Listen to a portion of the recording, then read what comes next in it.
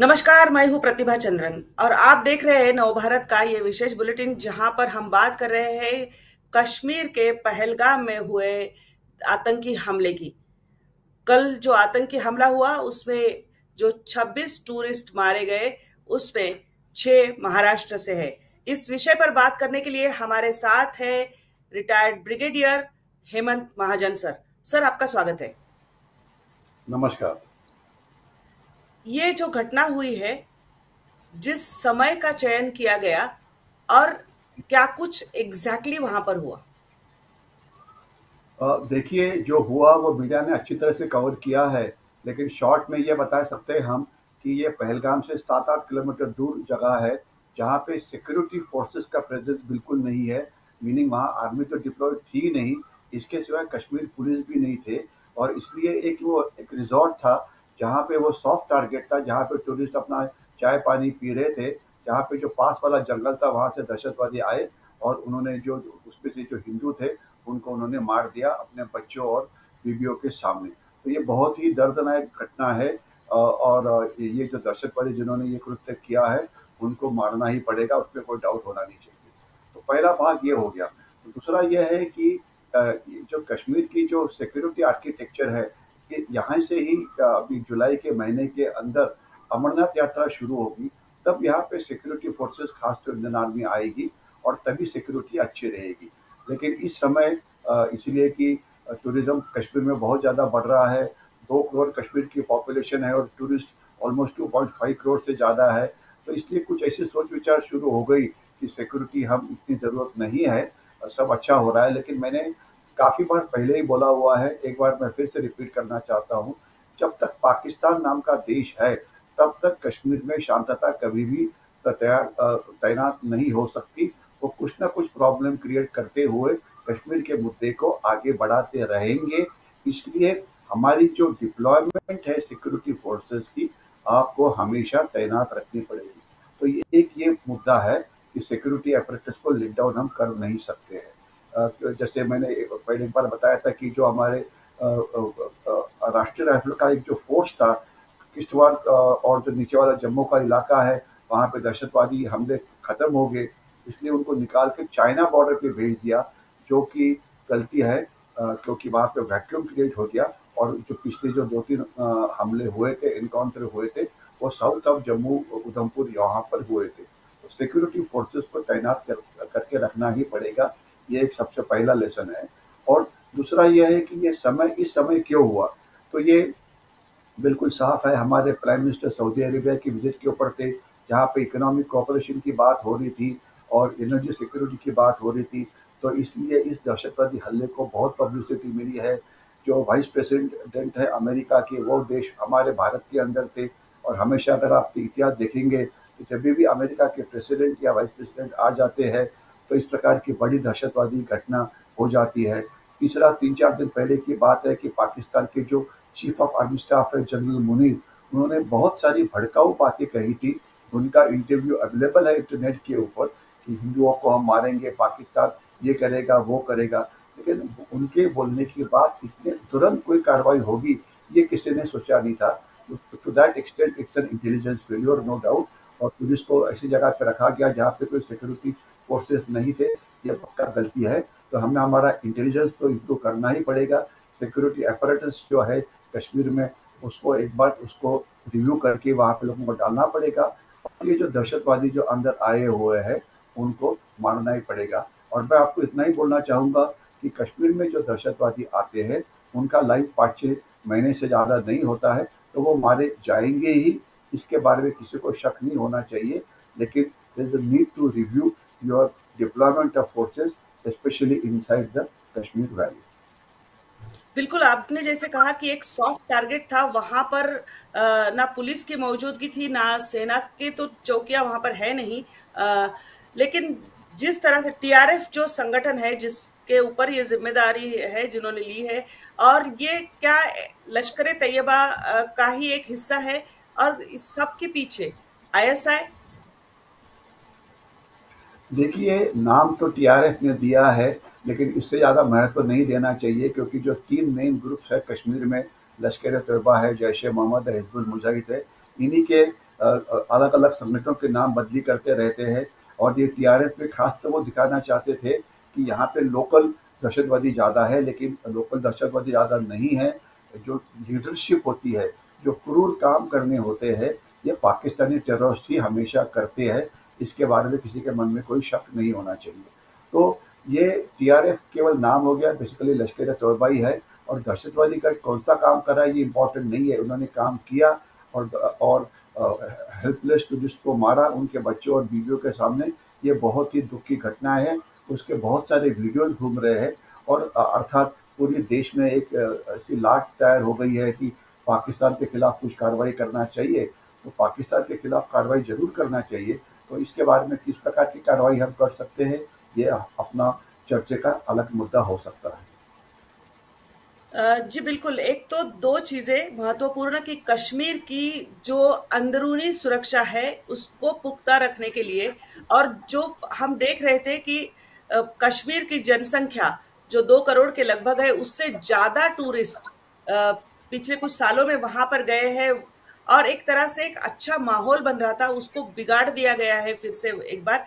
Targeted killing लग रहा है क्योंकि धर्म पूछा जा रहा था और मारा जा रहा था। तो कश्मीर में शांति प्रस्थापित करने के लिए क्या कदम उठाने पड़ेंगे, सुरक्षा पुख्ता करने के लिए क्या कदम उठाने पड़ेंगे और फिर जिन्होंने ये आतंकी हमला किया है, उनके खिलाफ की कार्रवाई किस तरह की होनी चाहिए? देखिए, जो कश्मीर के अंदर जो सुरक्षा दलों की कार्रवाई होती है, खासकर इंडियन आर्मी की, इसे 2 हिस्सों में बाँटा जाता है। एक है एंटी इन्फिल्ट्रेशन ऑपरेशन और दूसरा है anti terrorist operation. Anti infiltration operation का मतलब ये होता है कि भारत-पाकिस्तान की जो सीमा है, पाकिस्तान की तरफ से जो दहशतवादी अंदर आना चाहते हैं, उनको सीमा के ऊपर ही रोक के उनको वहीं पे मारा जाए। जब तक कश्मीर पाकिस्तान की सीमा का सवाल है, वहाँ पे 2 प्रकार की सीमाएँ, एक है एलओसी जहाँ पे लाइन ऑफ एक्चुअल कंट्रोल तकरीबन 790 किलोमीटर्स के आसपास है, तो वहाँ पे इंडियन आर्मी तैनात है और वहाँ पे 95% एफिशिएंसी है कि दहशतवादी 95% सीमा के ऊपर ही मारे जाते हैं। आज ही की बात होगी उरी में कल रात को ही कुछ दहशतवादी अंदर आने की कोशिश कर रहे थे, उसमें से 3 दहशतवादी मारे गए हैं। ये खबर टीवी के ऊपर आ रही है। तो वहाँ पे एफिशिएंसी काफ़ी अच्छी है। दूसरा जो कश्मीर का जो भाग है खासकर जम्मू के नीचे वाला भाग, वहाँ पे इंटरनेशनल बॉर्डर है। वहाँ पे बीएसएफ यानी बॉर्डर सिक्योरिटी फोर्स तैनात है। वहाँ से पिछले कुछ महीनों के अंदर से बहुत सारी इन्फिल्ट्रेशन हुई है और 2-3 एनकाउंटर भी चल रहे थे पिछले 2-3 हफ्ते में, 1 महीने के अंदर। तो ये सब साउथ ऑफ पीर पंजाब यानी कि जो इंटरनेशनल बॉर्डर जो है, वहाँ पे जो हमारी जो तैनाती है, इसे मजबूत करना पड़ेगा। जो बीएसएफ का काम है, इसे हमें और इम्प्रूव करने की ज़रूरत है। तीसरी बात जो है, वो है कि एंटी टेररिस्ट ऑपरेशन की जो दहशतवादी 5% हो या 10% हो, जिनको अंदर आने में कामयाबी मिलती है, उनको इंटेलिजेंस के खबर के आधार के ऊपर पकड़ के उनको मारा जाता है। तो वहाँ पे आर्मी की तैनाती है, राष्ट्रीय राइफल की अलग-अलग फोर्सेस वहाँ पे तैनात है, रोमियो फोर्स है, विक्टर फोर्स है वगैरह। तो इसमें से एक फोर्स जो साउथ ऑफ पीर पंजाल तैनात था, खास तो किश्तवाड़ डोडा इस इलाके में, वहाँ पे दहशतवादी पूरे मारे गए। इसलिए ये सोचा गया कि उनको अभी उनकी यहाँ पे ज़रूरत नहीं है और अचानक करेक्शन चाइना सीमा के ऊपर चाइना का दबाव बढ़ गया, तो इस फोर्स को हिला के चाइना के एलओसी के ऊपर भेजा गया और जो नीचे वाला इलाका था उधमपुर जम्मू के नीचे वाला, वहाँ पे पिछले इलाके में एक सिक्योरिटी फोर्सेस का वैक्यूम क्रिएट किया गया, जहाँ पर इस प्रकार की जहाँ जिसका फ़ायदा पाकिस्तान ने उठाया और वहाँ पे गड़बड़ करनी शुरू कर दी। तो अभी वो जो फ़ोर्स गया था वो वापस आ रहा है और शायद कुछ वापस भी आए हैं, कुछ थोड़ी देर में आ जाएँगे। तो वो जो जो जो वैक्यूम था वो अभी उसको भर दिया जाएगा। लेकिन जो कल की घटना हुई है, वो ऊपर की तरफ हुई है, यानी कि कश्मीर वैली का जो ऊपर वाला हिस्सा है, जो जी। खास तो के ज़्यादा पास है, वहाँ पे हुआ है। आम तौर पे पहलगाम या हाई एल्टीट्यूड एरिया के अंदर ज़्यादातर दहशतवादी हमले होते नहीं है क्योंकि एरिया डिफ़िकल्ट है, वहाँ पे उनको सपोर्ट नहीं मिलता है वगैरह-वगैरह।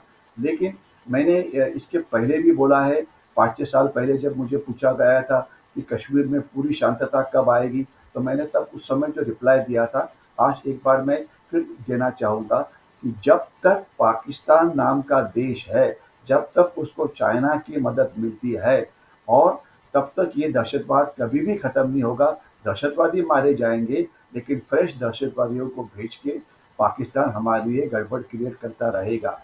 और एक और चीज़ जो पाकिस्तान को मदद करती है, वो ये है कि हमारे देश के अंदर भी उनको मदद करने वाले कुछ लोग हैं। एग्जाम्पल के लिए जो कल का हमला हुआ है, 5-6 फॉरेन टेररिस्ट एग्जैक्टली उस स्पॉट पे जाए, वहाँ पे पहुँचे, ये आसान नहीं है, ठीक है?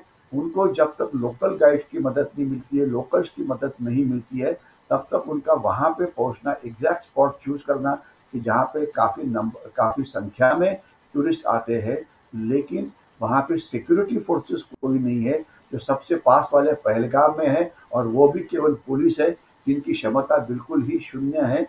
तो यह अच्छी तरह से सिलेक्ट किया हुआ सॉफ्ट टारगेट था। तो ये मदद अंदर वाले कुछ लोग कर रहे थे। तो ये हमारे देश की एक बहुत बड़ी प्रॉब्लम है। ये अंदर मदद करने वाले लोग हैं, कश्मीर में भी है। और अगर आप देखा जाए तो पाकिस्तान जो हमारी पंजाब की सीमा है, वहाँ पे वहाँ पे दहशतवाद के हमले नहीं होते, लेकिन ड्रग टेररिज्म वहाँ पे चल रहा है, यानी कि अफू गांजा चरस को भेजा जी। जाता है। 250-300 ड्रोन्स लेके वो अंदर आए हुए हैं। अभी जो ड्रोन्स अंदर आते हैं वो खाली नजर आ जाते हैं। तो उसमें जो अफू गांजा चरस आया था वो कहाँ चला गया? ऑब्वियसली उनके कोरियर्स है, वहाँ पे सपोर्टर्स है, जो वो उठा के ले गए हैं। तो पाकिस्तान को हमारे देश के अंदर उनके कुछ समर्थक है जो उनको मदद करते हैं। तो इम्पोर्टेंट ये है कि केवल दहशतवादी ही नहीं, बल्कि जो दहशतवादियों के सपोर्टर्स होते हैं, जो उनको रेकी करने में मदद करते हैं, जो उनको आर्थिक मदद करते हैं, जो उनको लॉजिस्टिक की मदद करते हैं, जो उनके लिए पोर्टर्स का काम करते हैं, जो उनको रहने के लिए जगह देते हैं, अलग अलग प्रकार की ज़रूरत पड़ती है दहशतवादियों के लिए। तो ये जो मदद करने वाले लोग हैं, उनको भी पकड़ना इम्पोर्टेंट है। और ये कार्रवाई एक लॉन्ग टर्म कार्रवाई है। तो शॉर्ट में मैं इतना ही बोलना चाहूँगा कि पाकिस्तान प्रस्तुत ये दहशतवाद है, ये काफ़ी साल चलता रहेगा, इसलिए हमें एक लंबी लड़ाई के लिए तैयार रहना पड़ेगा। और इसमें एक इम्पॉर्टेंट पॉइंट ये है कि ये नहीं लगना चाहिए कि केवल दहशतवादी हमला हुआ, हमने कुछ कार्रवाई कर ली। आज जब हमारा देश का अगर आप न्यूज़पेपर पढ़े, तो हमारा देश, जी। हमारे राष्ट्रीय जो पक्ष है, एक दूसरे से लड़ाई करने में मतलब वो बिल्कुल उसमें बिजी है। किसी को देश की सुरक्षा के बारे में नहीं पढ़ा हुआ है। इनको ये नहीं पता है कि हमारे देश के दुश्मन कौन है। हमारे देश के दुश्मन पाकिस्तान है, देश के दुश्मन चाइना है, देश के दुश्मन दहशतवादी है, देश के दुश्मन नक्सलवादी है, और उनको मदद करने वाले देश के अंदर के कुछ देशद्रोही लोग हैं। इसके ऊपर जब तक आप अपनी फोकस ना कॉन्सेंट्रेट करें, तब तक दहशतवाद को कश्मीर से हटाना या हमारे बाकी के जगह से निकालना इतना आसान नहीं होगा। दहशतवाद का रूप बदली होगा। जैसे कि पंजाब में गन टेररिज्म नहीं है, जी। महाराष्ट्र में जहाँ से अभी हम बात कर रहे हैं, यहाँ पे कोई दहशतवादी हमले नहीं होते हैं 26/11 जैसे। लेकिन अगर आपने न्यूज़ पे देखा होगा, तो तकरीबन 29,000 करोड़ रुपीस के ड्रग्स हमारे महाराष्ट्र के सामने जो समुंदर है, अरबी समुंदर, वहाँ से पकड़े गए हैं। और आपको ये पता ही होगा कि जितने ड्रग्स पकड़े जाते हैं, इसके सिवाय काफ़ी ज़्यादा ड्रग्स महाराष्ट्र के अंदर आए होंगे। मैं ये बोलना चाहूँगा, महाराष्ट्र में आ रहे, पंजाब में आ रहे, वेस्ट बंगाल में किस प्रकार से आग लगी हुई है, आपको पता है। तो ये इसको एक सिक्योरिटी थ्रेट का एक अलग एक कंप्लीट एप्रिसिएशन होना चाहिए, और देश के दुश्मन के खिलाफ उसके मुताबिक कार्रवाई होनी चाहिए। लेकिन इसके अंदर पूरा देश ने इकट्ठा होना चाहिए। केवल पाकिस्तान के पुतले जलाने से, केवल फ्लैग जलाने से, केवल बंद पुकारने से अभी आज कश्मीर में बंद हो रहा है, इससे कुछ नहीं होगा। मतलब खैर, लोगों का हम गुस्सा समझ सकते हैं कि भाई मारे गए हैं, लेकिन ये जोर-जोर से टीवी के सामने आके जो लोग बोल रहे हैं हम ये करेंगे, वो करेंगे, इन्होंने कुछ थोड़ी करना है। वो तो केवल बात करके उसके बाद गायब हो जाएँगे। जो कार्रवाई है तो वो तो सिक्योरिटी फोर्सेस ने करनी चाहिए। तो हमारी एनर्जी जो है, ये हमने हमारे सिक्योरिटी फोर्सेस के कान और आँख बननी चाहिए। हमारे इलाके में कुछ गलत खबर हो रही है, तो इसके बारे में जो खबर है, ये हमने देनी चाहिए हमारे सिक्योरिटी फोर्सेस को। कश्मीर में है तो आर्मी को, अगर बाकी जगह पे है तो पुलिस या जो बाकी दल है। तो यानी कि देश जब अपना आँख और कान खुला रखेगा, तो हम इस प्रकार के दहशतवादी हमलों को जवाब दे सकते हैं और पाकिस्तान को भी करारा जवाब दे सकते हैं। बहुत अहम बात आपने कही। एक आखिरी सवाल मैं आपसे पूछना चाहूंगी कि जब कश्मीर, अगर हम पाकिस्तान की बात करें तो पाकिस्तान के अंदरूनी हालात बहुत खस्ता है। बलूचिस्तान और उनके अंदरूनी जो काफी सारी सुरक्षा की समस्या है, उस पर हम पिछले महीने ही बात कर चुके हैं आपसे। ऐसी स्थिति में, और जहां भारत की अगर हम अंतर्राष्ट्रीय स्तर पर बात करें तो इस्लामिक कंट्रीज में भी भारत का एक अपना अच्छा संबंध बन रहा है। ऐसी स्थिति में पाकिस्तान इस तरह के कदम उठा सकता है क्योंकि अपने ही जनता को भटकाने के लिए उन्हें कुछ न कुछ गतिविधियां भारत में करनी होती है। ऐसा हमने पिछले कई बार इतिहास में देखा है।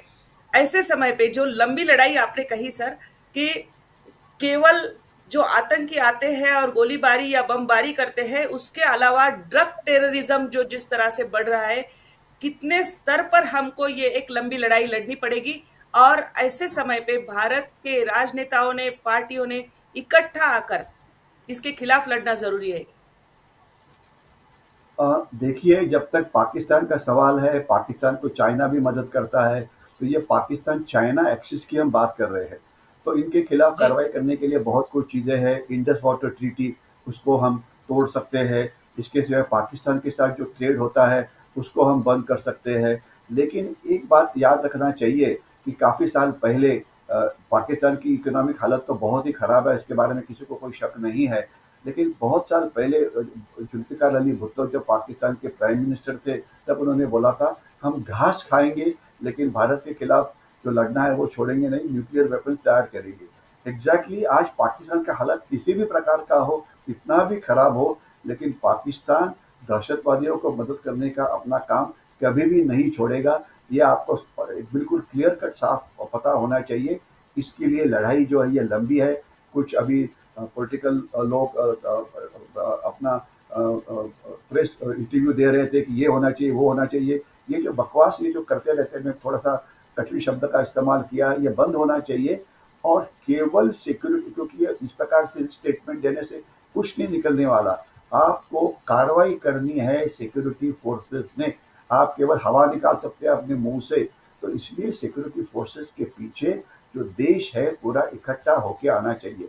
पाकिस्तान के खिलाफ करने के लिए सर्जिकल स्ट्राइक है, एयर स्ट्राइक है, मिसाइल स्ट्राइक्स है, कन्वेंशनल अटैक्स है, बहुत सारे उपाय है जिसके ऊपर बातचीत होगी। और ये कार्रवाई जरूर है, कार्रवाई वो की जाएगी, इसके बारे में किसी को शक नहीं है।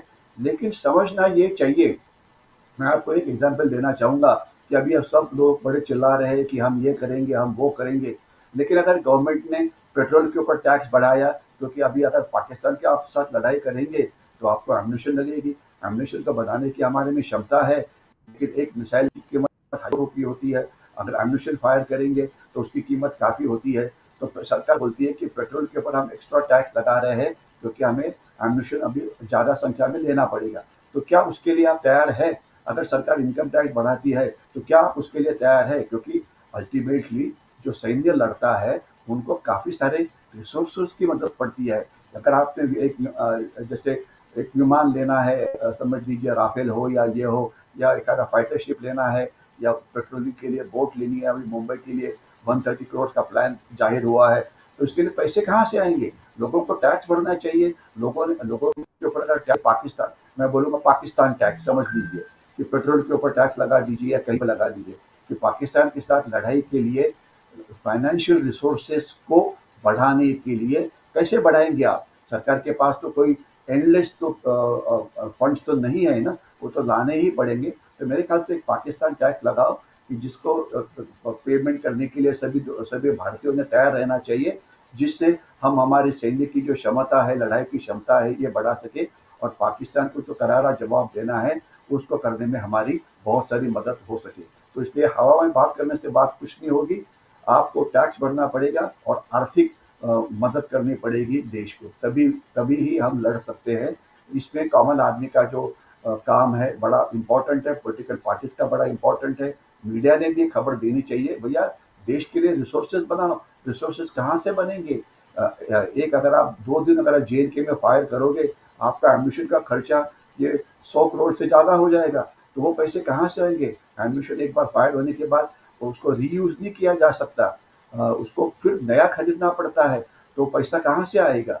तो ये सब लंबे लड़ाई की तैयारी करने के लिए आपको डिफेंस बजट भी बनाना पड़ेगा, जिसमें हमने टैक्स भरना सीखना चाहिए। आज हमारे लोग टैक्स ही नहीं भरते। बहुत मतलब लोगों के पास पैसा है। आज पूना में एक आदमी के पीछे 1.5 गाड़ी घूम रही है, लेकिन पूना की लोक संख्या 40 लाख के आसपास है, और जो इनकम टैक्स की फिगर्स है उसमें केवल 5 या 6 लाख लोग ही टैक्स भरते हैं पूना के अंदर। यानी कि बहुत सारे जो टैक्स भरने के काबिल है, क्षमता है, लेकिन टैक्स भरते नहीं है। तो इसलिए आपको ये होलिस्टिक विचार करना पड़ेगा। ये इस प्रकार की प्रेस कॉन्फ्रेंस से स्टेटमेंट देना कि जाहिर सरकार का बिल्कुल, फेल्योर है, बिल्कुल। इस प्रकार से बातचीत नहीं होगी। पूरी देश को इकट्ठा होकर काम करना पड़ेगा। जी, ज़ाहिर-सी बात है, एक लंबी लड़ाई यहाँ पर लड़नी पड़ेगी। 26/11 का आतंकी हमला मैंने खुद कवर किया था, और उसके बाद में ये एक बहुत बड़ा हमला हुआ है, आतंकी हमला, जहाँ पर कश्मीर में जो सॉफ्ट स्पॉट था, टूरिस्ट थे, उनको टारगेट किया गया। हर तरह के आतंक के खिलाफ लड़ने को सबको एकजुट रहकर तैयार होना होगा। महाजन सर, आप हमारे यहाँ पर आए हैं और हमसे बात की, बहुत-बहुत धन्यवाद। दर्शकों, हम आपको लगातार इस घटना के बारे में जानकारी देते रहेंगे, अपडेट देते रहेंगे। आप बस नवभारत के साथ में जुड़े रहिएगा।